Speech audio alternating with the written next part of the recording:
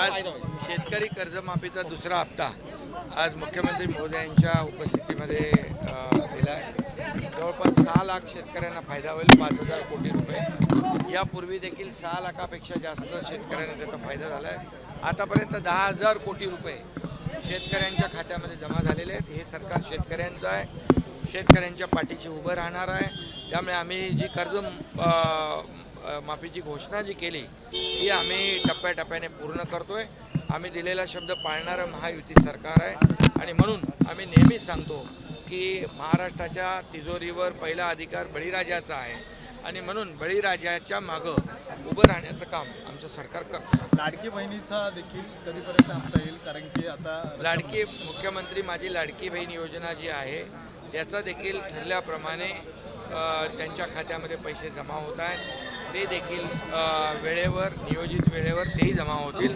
मुख्यमंत्री माझी लाडकी बहीण योजना जी सुरू झाली आहे ती कुणी काही कितीही प्रयत्न केला तरीसुद्धा ती मुख्यमंत्री माझी लाडकी बहीण योजना कधी बंद होणार नाही याची देखील आपल्याला मी खात्री देतो।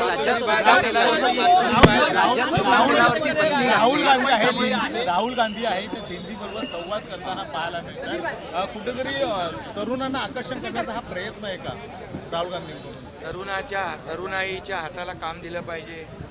तरुणाईचं शिक्षण, रोजगार त्यांना सुविधा उपलब्ध करून दिल्या पाहिजे आणि म्हणून महायुती सरकार जे आहे ते गेल्या महायुती सरकारच्या काळामध्ये स्टार्टअपपासून स्किल डेव्हलपमेंटपासून रोजगारापासून या ठिकाणी उद्योगांमध्ये देखील तरुणाईच्या हाताला काम मिळालं पाहिजे यासाठी काम करते।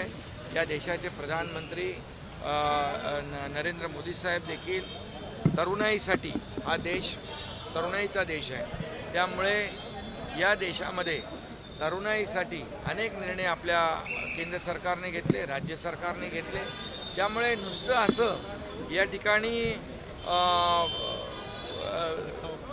काय खोटी आश्वासनं देऊन या ठिकाणी जनतेने ज्यांना नाकारलेलं आहे त्यांनी किती प्रयत्न केले तरीसुद्धा या देशाचे लोकप्रिय प्रधानमंत्री नरेंद्र मोदीजी यांनी या देशातल्या युवकांसाठी तरुणांसाठी जे जे काही केलेलं आहे ते म्हणून 140 कोटी जनता तरुणाई आपल्या देशाचे प्रधानमंत्री नरेंद्र मोदीजींच्या बरोबर आहेत आणि म्हणूनच एक जी काही लोकप्रियता त्यांना लाभलेली आहे देशात आणि जगभरामध्ये ही यांची विरोधकांची पोटदुखी आहे आणि म्हणूनच या तरुणांच्या खांद्यावर बंदूक ठेवून या ठिकाणी आपल्या राजकीय पोळी भाजण्याचं काम या ठिकाणी ते करतायत आणि म्हणून मी आपल्याला एवढंच सांगतो किती काही राजकारण केलं तरीसुद्धा तरुणाई देखील देशाचे प्रधानमंत्री नरेंद्र मोदीजी यांना ओळखते। या देशातली 140 कोटी जनता देखील मोदी साहेबांना ओळखते आणि रोटी कपडा मकान आणि रोजगार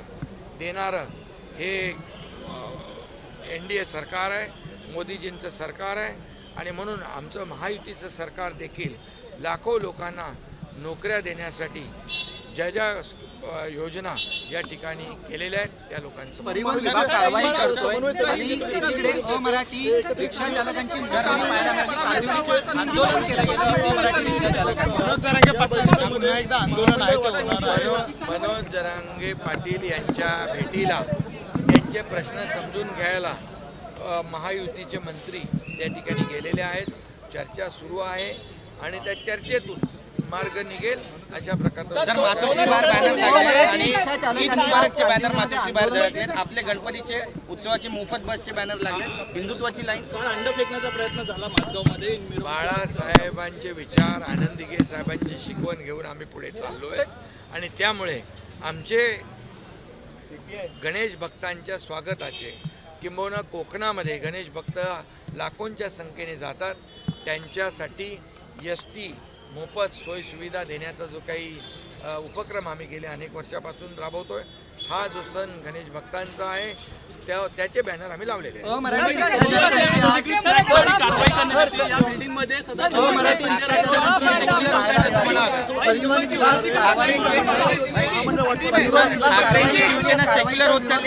बाबतीमध्ये